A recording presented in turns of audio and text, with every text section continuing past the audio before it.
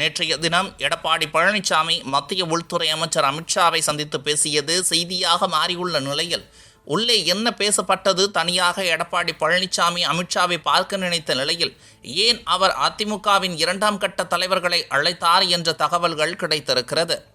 தமிழக சட்டப்பேரவை பட்ஜெட் கூட்டத்தொடர் நடைபெற்று வருகிறது. இந்த நிலையில் எதிர்க்கட்சி தலைவர் அதிமுக பொதுச் செயலாளருமான எடப்பாடி பழனிசாமி எவ்வித முன்னறிவிப்பும் இன்றி திடீரென நேற்று காலை டெல்லி புறப்பட்டு சென்றார். 2 நாள் பயணமாக அவரது டெல்லி பயணம் திட்டமிடப்பட்டுள்ளது. டெல்லியில் புதிதாக கட்டப்பட்டுள்ள அதிமுக அலுவலகத்தை பார்க்க வந்திருப்பதாக பத்திரிகையாளர்களிடம் எடப்பாடி பழனிசாமி முதலில் கூறியிருந்தார். இந்த நிலையில் டெல்லியில் மத்திய உள்துறை அமைச்சர் அமித்ஷாவை எடப்பாடி பழனிசாமி சந்தித்துள்ளார். டெல்லியில் அமித்ஷாவின் இல்லத்தில் இந்த சந்திப்பு நடைபெற்றது.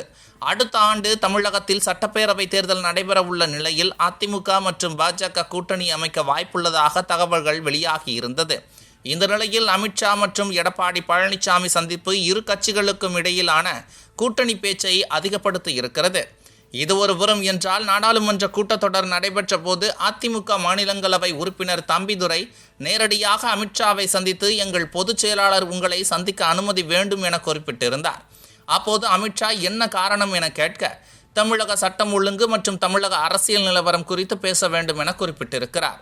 அதன் பிறகு அமித்ஷா அலுவலகத்தில் இருந்து அழைப்பு வர உடனடியாக எடப்பாடி பழனிசாமி புறப்பட்டு சென்றிருக்கிறார்.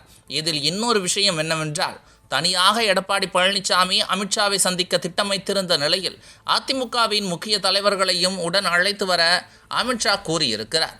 இதனையடுத்தே அவசரமாக முனுசாமி மற்றும் வேலுமணி ஆகியோர் டெல்லி வந்திருக்கிறார்கள்.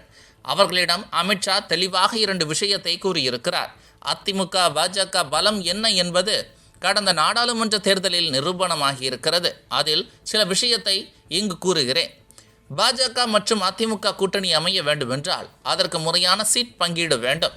பீகாரில் பாஜக வலுவாக இருந்தாலும் சமமான அளவில் நிதிஷ்குமாருடன் தொகுதி பங்கீடு செய்து கொண்டோம். அதேபோல் தற்போது தேசிய ஜனநாயக கூட்டணி சார்பில் உள்ள கட்சிகளுடன் நாங்கள் தொகுதி பங்கீடு செய்து கொள்கிறோம்.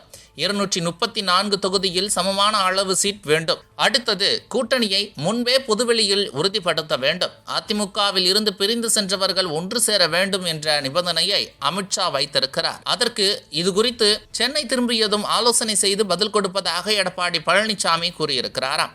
இப்படி எடப்பாடி பழனிசாமி நேரடியாக டெல்லி செல்லும் தகவலை அறிந்த தமிழக பாஜக தேசிய ஜனநாயக கூட்டணி உறுதியாக இருப்பதை காமிக்க இஃப்தார் நோன்பு விஷயத்தில் கூட்டணி கட்சி தலைவர்களை அழைத்து விழாவை நடத்தி வெற்றிகரமாக நிரூபித்திருக்கிறதாம். இதுபோன்ற முக்கிய நிகழ்வுகள், அரசியல் தகவல்களை ஆழமாக மாறுபட்ட கோணத்திலும் அறிந்து கொள்ள மறக்காமல் உங்கள் TNS24 டிஜிட்டல் பக்கத்தை பின்பற்றிக் கொள்ளவும்.